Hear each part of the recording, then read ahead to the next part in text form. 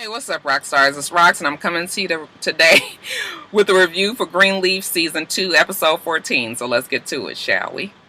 Alright, you guys, so the show opens with Lionel telling Bishop and May the grave news that he found. Not only is Aaron gay, but he seems to be having a relationship with Kevin down in Alabama. That damn May is so relieved she could almost cry.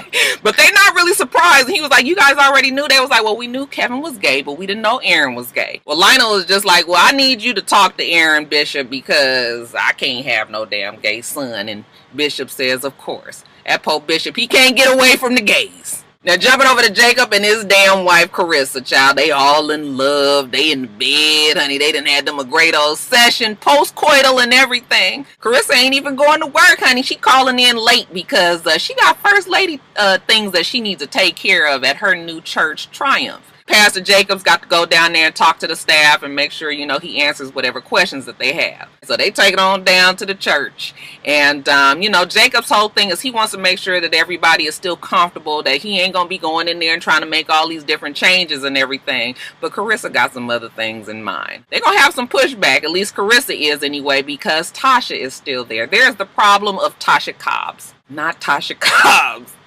Tasha Skanks, the damn character on the show. And the problem with Tasha is everybody loved their first lady, of course, and even though Skanks is gone, the treasurer, loves Tasha, and Tasha's first lady office is right next door to Jacob. Yeah, there's gonna be some problem there. Now, when Jacob has the meeting with everybody, he tells them that, yeah, you guys all gonna stay in your positions. We're not making no changes, nothing like that. I mean, the only thing I want to do is bring in people that I met when I was getting the real Church of Tennessee together, okay? But other than that, y'all ain't got to worry about it. So they all seem to be relieved about that. But the treasurer comes and gives Jacob a warning, like, well, you might not want to add them people, okay? Because, with some financial issues that we need to work through, we might not want no brand new eyes on our paperwork, if you know what I mean. Okay, now consider yourself warned. And Jacob says, yeah, I'll take it into consideration. All right, you ain't fixing to tell me what to do, but I was like, baby, maybe you need to look at them papers before you get to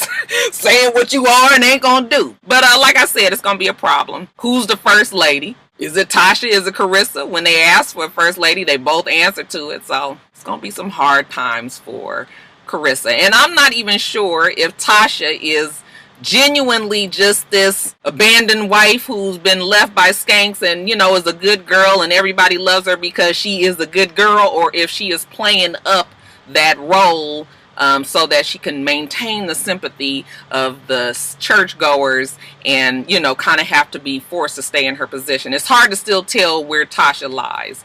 But Carissa's trying to fill her out as well, invites her over to dinner. Tasha gets them up on the gossip of the church and whatnots. But again, she plays on the sympathy. Pulls at Jacob's heartstrings, gets to crying about how much she misses Pastor Skanks, and she just hopes he's okay out there. She don't know where he is, but she hopes he's okay. And Jacob pats her hand like, oh, don't you worry about it, kind of holds on to it. And Carissa looking like, now I already know my man got some wander in him. That's all she gonna need is have to deal with Tasha's ass. So Tasha undermines Carissa or not, that still remains to be seen, but Carissa gonna work on Tasha. Now Charity, she gets a call from Jabari. He got some good news. She rushes off and she tells her mama and Grace that Tamala Mann wants her to sing back up on her national tour. She wants to take the, Marcella, or whatever her name is, the maid, with her because she only trusts Marcella with her baby boy.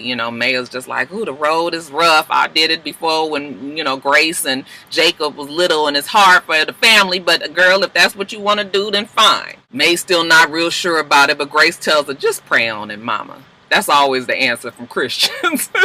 We also find out during that conversation with Grace and her mama that she's trying to work things out again with Darius. Okay, so things seem to be moving forward with Miss Grace. But let's talk about Lionel and Bishop and Aaron. So Bishop sits down with them, and already the meeting is contentious because Lionel just can't see it for his son being gay. And while Bishop is trying to be that person in the middle that just kind of keeps everybody level and try to see both sides of it, Bishop is still stuck in that place where it's the old school thought with the new school thought and trying to figure out how to even deal with the issue of homosexuals in the church. He doesn't even feel like that is really his place to condemn or even welcome. Okay, God is watching, and God can deal with these people. You know, these people, I shouldn't say it like that, but you know what I mean.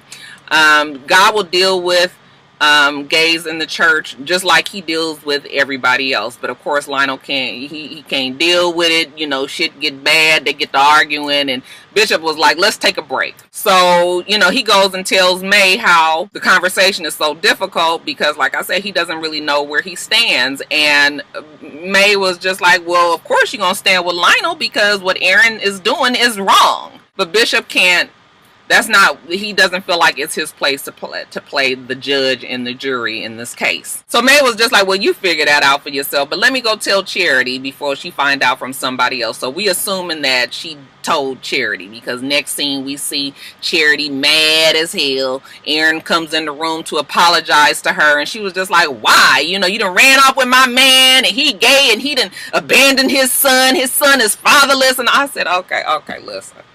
Now, I know it ain't never good for a man to run off on their kids, okay? But first of all, the man is confused with this whole gay issue. He obviously saw that there was some sparks between you and Jabari. You act like the damn baby is in the 2nd grade and he been gone for years. He's been gone for a few weeks, and even though that's not excusable, I mean, girl, you doing all of this, and you just try to get in touch with Kevin and have a talk. The man is confused out there. I guess I could see where she would feel betrayed, you know, talking to Aaron and telling him all these things, and turns out, you know, he banging her man, but, you know, Aaron tries to apologize, and she don't want to hear it, okay? Get on up out of my office. So that don't work. Now you go back into the meeting with the bishop and Lionel with the hopes that everybody didn't cool down. But no, Lionel ain't cooled down. Okay, long story short, Lionel cannot accept that. And Lionel says, you know what, I'm so glad that your mama not alive to know that you was gay. And he said, I told mama. He said, you did not. Yes, I did. When I was 13 years old. And she told me not to tell you because it would kill you. And you not all that perfect anyway, Lionel. Mama told me about, you know, you and your hoes too. A whole bunch of them. And Lionel, all of a sudden, he like, what? I don't know what this means. I don't know what he's talking about, Bishop. You know, Bishop just sitting over there like, I'm just trying to be the mediator. But what's this I hear? So, Aaron leaves. I love you, Dad, but I gotta go. And Lionel was hot on his heels out that door as well. Okay, he don't need too many questions from the Bishop. Later on that night, when Bishop is with May, he asked her, Patrice, I think that was her name. Did Patrice tell you that Aaron told her that he was gay back in the day? And, you know, Lady May was like, no, she never told me anything like that. And he was like, well, did she tell you that Lionel was cheating with other women? And May was like, women? Like plural women? No, she ain't told me nothing like that either, huh? I was like, ooh. May was fine when she knew it was just her. But baby, don't you come up here talking about you fucking around with a whole bunch of women. I was like, ooh, May, child, don't blow your cover out here being mad. Now this cotillion. Oh, I'm so sick of Isaiah and Zora. I don't know what to do. Okay, Isaiah shows up to rehearsal late. Okay, him and Zora showing out. Okay, doing shit outside of the routine and all of that, and everybody is sick of them. Sophia is so fed up with Isaiah, you know, that she tells him how he just got to make everything about him, and, you know, this ain't about him, and you a jackass.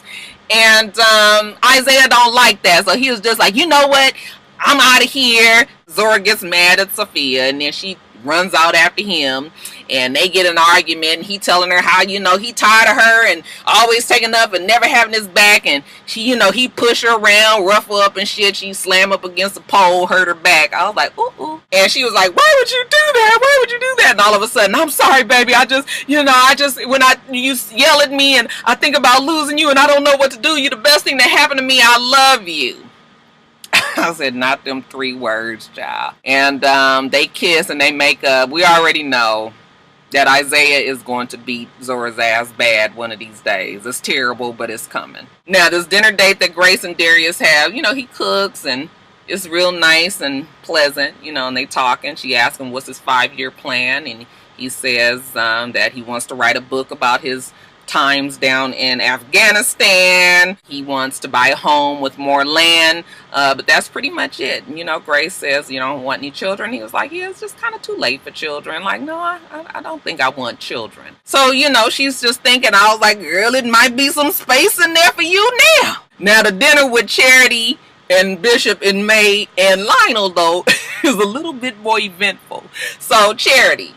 Now she's not going to take Maricela because Tamla Mann has her own nanny, and, you know, the baby can be with Tamla Mann's nanny, too. May ain't feeling that, okay? As a matter of fact, May ain't feeling no damn body. May is pissed. So she goes off on Charity for not taking Maricela and all of a sudden just passing the baby around from person to person. She go off on Lionel because there's all type of sins that he should be worried about, and not just the fact that his son is gay, but we all know that means that she's mad that his ass was committing adultery with not just her, but a whole bunch of other people. So I was just like, May Ixnay on the ass Ray.